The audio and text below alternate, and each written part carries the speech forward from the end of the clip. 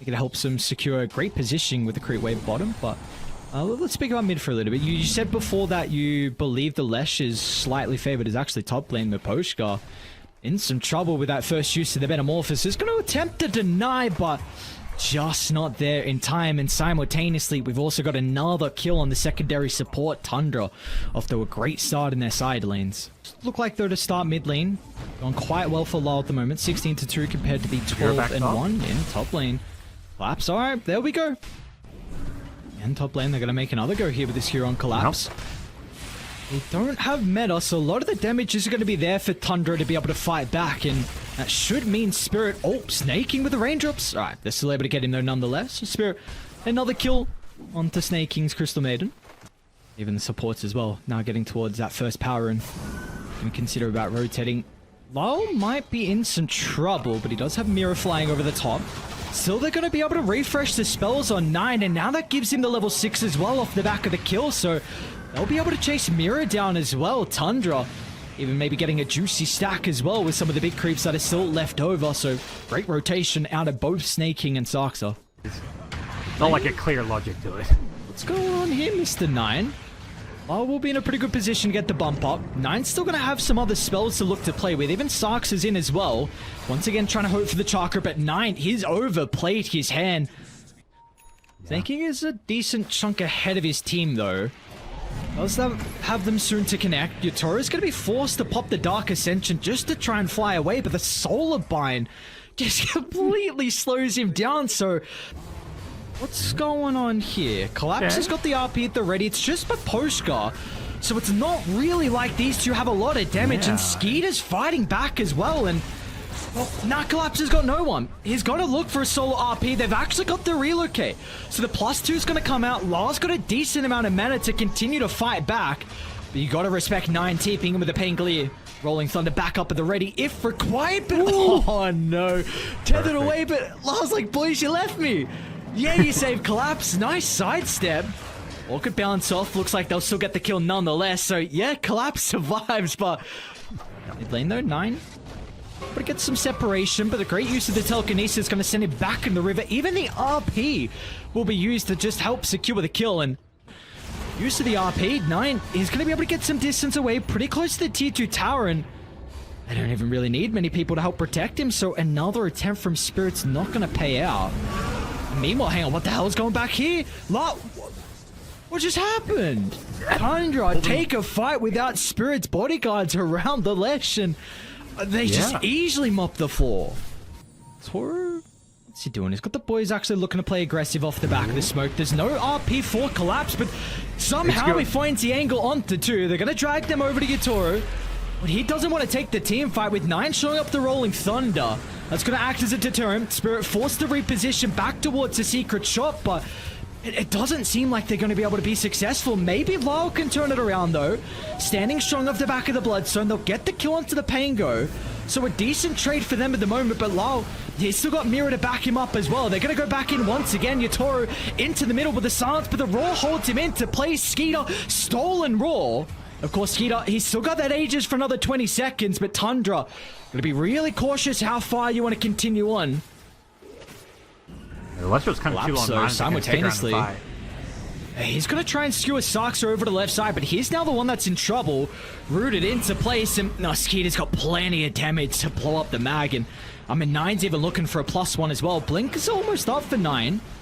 And meanwhile, they're just going to turn to Mirror instead. Under the remnants of that tier 2 tower, Tundra find 2 easy kills, and they might consider about... There's like, Pengo can get so tanky, and of course the Beastmaster with all his aura items, but who they can find? Oh, they found 9. That's a huge pickoff. Can they brawl him up, though, inside the silence? The 4-star's going to help him reposition. 33.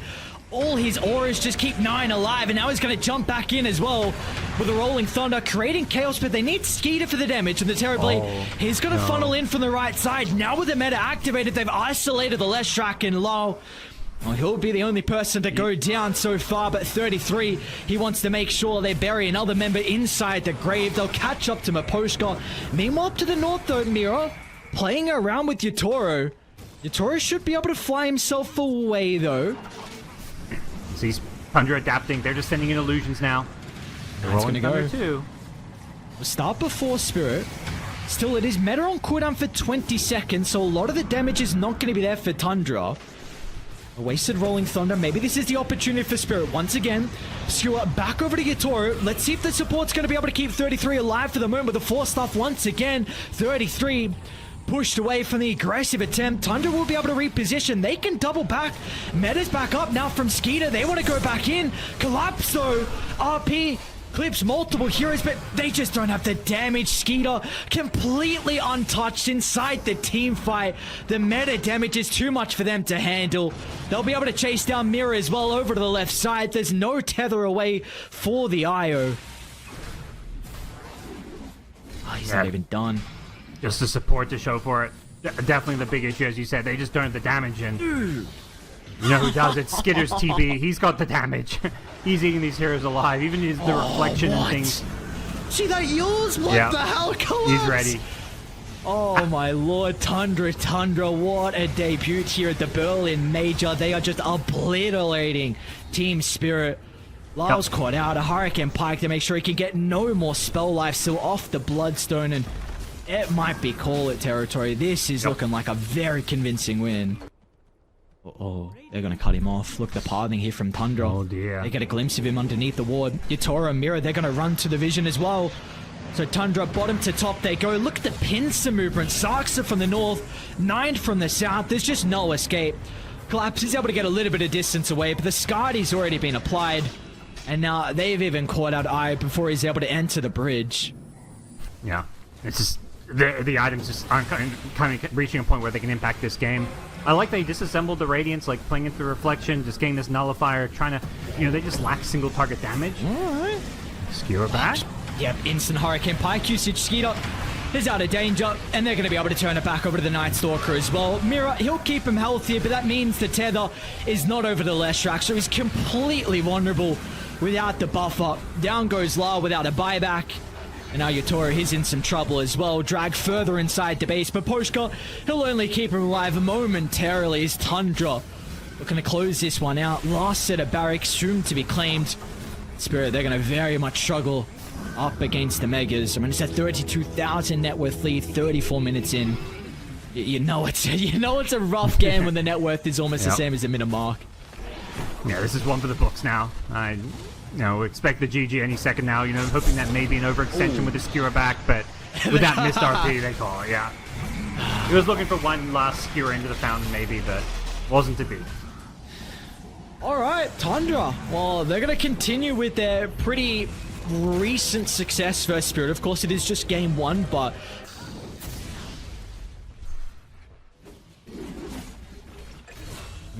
Oh, whoa. All right, I was tapping over to mid to see how the Alchemist was doing, what they do. All right, Gale with Poison Sting and a pound from Mosquito, so easy first blood onto Mirror down bottom for Tundra, once again off to a good start. Yeah. They can somewhat crumble in some particular games, so it's really the backbone of this team, to be honest. And then you just got 9 that just has a crazy hero pool and can make ridiculous plays. Once again, another kill onto Mirror down bottom. Yeah. Snowball ripple effect on the laning stage, and that's what we're seeing here. Now they can win this lane 2v2 just because they had 3 heroes at the start. Now they can get a kill top lane as well. Yatoro probably going to go down with another round of the impetus from Snaking. Remember, Poshka, he's trying to battle it out. He's got the Fairy Fire and should be able to come out on top, but 33 is the real big winner there, getting that final kill. You get that nice little boost in your damage output. I think we'll see like a second point in the Gale or Poison Sting. Yeah, Poison Sting, there we go. So he's just going to be a huge problem, although he may die here. Skeeter's even got a leap inside the Firestorm as well. A little bit more permanent agi for Skeeter to play with. For now, just happy to stick around this top lane. Probably wanting to pressure this top tier 1 tower, but he is getting rotated on. Maybe in some trouble here. See, no ensnare though for Yatoro. Okay, never mind, he's got a skill point to work with, so levels it up and he'll be able to get a kill off the back of that. So nicely done. The Poshka's going to be Mirror here now as well. A little bit of a numbers advantage for Spirit. They're going to try and bait underneath the Firestorm. Skeeter once again is going to be cautious. Shadow Dance is back up though. The ultimate there to work with. But Poshka's got some pretty good body blocks. Simultaneously though, it's actually mid lane. Snaking and 9. Oh, that's a big kill. Oh, glimpse back. Alright, Skeeter. Still a little bit of trouble. They might turn to Saxa though. Looks like the Venomancer is an easy kill for them to find. Some Miposhka. Try and out-carry the Slark, so to speak, but easier said than done here, yeah. In a lot of agi. And they should be able to get the kill as well off the back of the Noxious play, but Spirit has started to rotate some of the members in, and they'll turn it around. Even though they lose Collapse, they'll get both of Tundra's supports. Nope. We've got 9 sweeping him from the left side. Trying to get pretty active early on here for the Alchemist. Concoction's going to be out on Samira. Rubik's still only level 5 compared to Snaking's maxed out impetus. He's got the drums as well, so Snaking's just going to rip them apart. Oh no, this is Enchantress. Scary, scary stuff. And now Miposhka as well. I think they got a glimpse of the Disruptor. Yep. Still hiding out in the tree line. Sun's going to be there before the glimpse away. And, well, Saxa, he's going to be able to clean up the job. Miposhka, it's kind of a... chucks out the Static Storm when he's last dying breaths in hate. Finn's Gate, alright. They're looking to try and shut down 9. Should be able to do so. He'll make him work for it though. A couple of armlet toggles to be a bit of a nuisance here, but nonetheless, they'll be able to get the kill. Great timing out of the Shadow Dance, so they're not going to get too much value of the Static Storm. And now Tundra, they're able to react as well, but are they fast enough to keep Skeeter alive? Telekinesis back in the middle. Lyle's trying to lock onto his target, but Skeeter will survive in Spirit, while their members will not. 3 go down once again. It's Snaking, pummeling the damage thanks to the impetus. And it seems like a lot of people have this interesting read that Solar Crest is quite the item as top Saxa. Probably going to end up going down. 33 is playing off in the tree line, waiting to see if there's an opportunity for him to enter. But he's going to be stirred to sleep, and Yatoro. Now they've got Collapse as well to be able to join. Even Mira's like, alright, why not? I'll come as well. So, be off with the Gale. Even Skeet is here as well to take the fight. They're going to try and make the attempt over to the Viper, but I mean, as soon as the Crimson Guard's activated, Tundra, they're going to have to consider otherwise, and even more heroes and Dire. They're starting to move up top.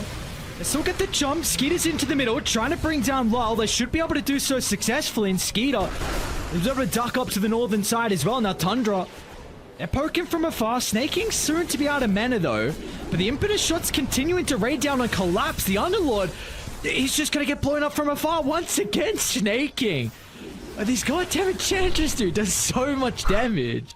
Unconventional build at the moment, kind of with the Naga we saw for a while. It was like the Manta. Oh, actually 33. They want to go again. They've got this numbers advantage, so the Rift onto the back line.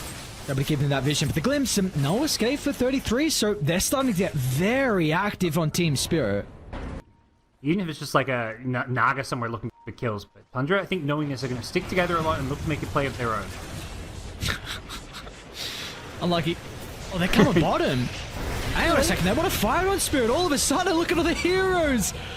They're in a little bit of trouble as Mr. Skeeter. Shadow Dance protecting him for the moment, but it's not going to matter.